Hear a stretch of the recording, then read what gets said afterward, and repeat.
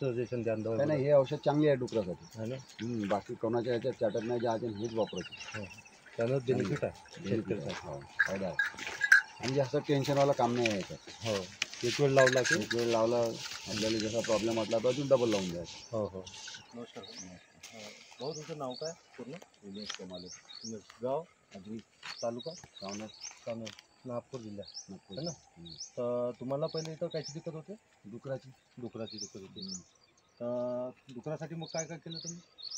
आता डुकरासाठी जे तुम्ही जे औषध दिलं हो ते टाकलं, तेव्हापासून तो खतमच झाली परेशानी. हो. तर दवाई लावायच्या पहिलं दवाई लावायच्या पहिले तर काय, आता काही करंट लावा, हे लावा, झटकेवाली मशीन लावा, पण ते प्रॉब्लेमवालं काम होतं. हो हो पण याच्यात काही प्रॉब्लेम नाही, म्हणून हे ठीक आहे. हो.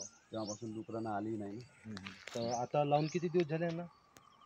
आता झाले 15 दिवस. 15 दिवस.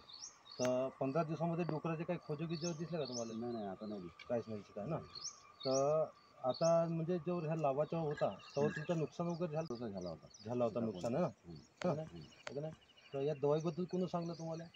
मला असा पता लागला होता थोडासा, मंगतीवाल्याने थोडं सांगितलं हो होतं. हो.